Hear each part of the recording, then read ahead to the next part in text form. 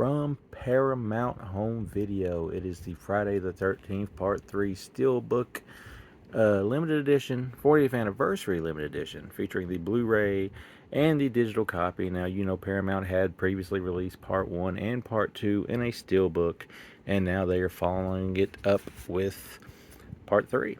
And if tradition holds true, this may be the end of the line for these. They usually seem to stop at Part 3 for some reason. But here we have our Steelbook, which, if you're into Steelbooks, it is a pretty cool Steelbook to own. And it's nice to see stuff like Friday the 13th hitting Steelbook from Paramount. Good to see the licenses being used. If they would just make a new movie, if we could figure out what's going on and make it. There's the back of it. There is the front, and that's featuring a pretty old school poster we've seen for Friday the 13th Part 3 before. I think it's probably the best option for this if you want to get down to brass tacks on it. I think that may be the original artwork. Now inside your copy you'll find a digital code. You find the disc, which features the movies or the movie, just one movie, and the special features.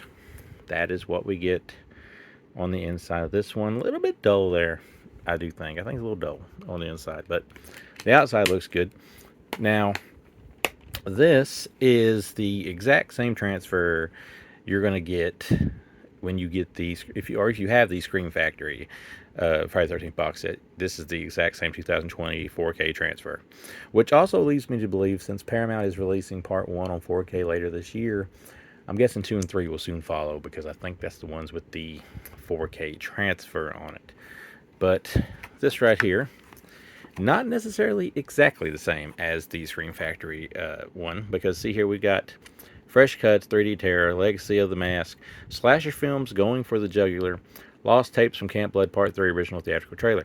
The the Slasher Films Going for the Jugular is not featured on the direct disc here of the Scream Factory release, but it is on the bonus disc, so you're not getting nothing new. But if you didn't get the box set, you're getting a new transfer, and you're getting a Steelbook, which is basically the point. The movie, I used to hate this movie. I don't know why. Like, I love Friday the 13th. It's always been my favorite slasher.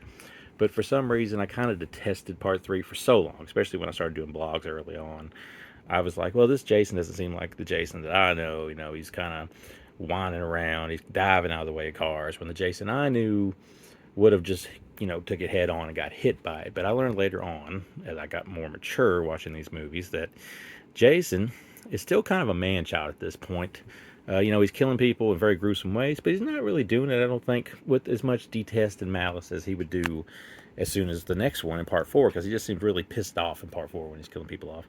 And then, of course, if that wasn't more traditional Jason, when he gets resurrected by the lightning bolt in Part 6, that's when you got full-fledged zombie Jason. But this one basically borrows a lot, I think, from, is it this one or is it Part 2 that borrows a lot from, like, Twist of the Death Nerve or whatever? But which of them didn't borrow from that? But nonetheless, this is a classic slasher film. Features all the tropes and all the things that would go on to make slasher films what they are. Plenty of gore, some nudity. Don't really care for the 3D gimmick. This one just comes with the standard 2D. There is no 3D version on this.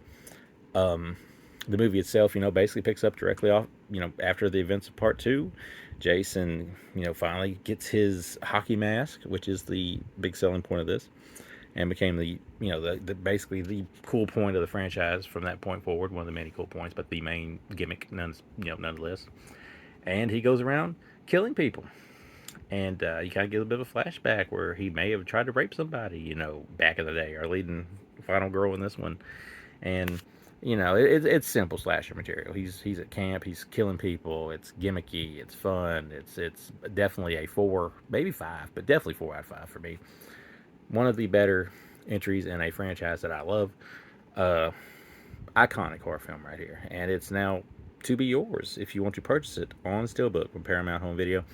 This is definitely going to be at Best Buy, maybe not so much Walmart, but if you want to go to Best Buy, I'm sure you'll find it with all their other cool Steelbooks, and maybe we'll get lucky and they'll make all these things on Steelbook. But until then, we at least got Part 3 out now or next week, one of the other. Just check for it, it'll be there, and it's a cool little Steelbook to have.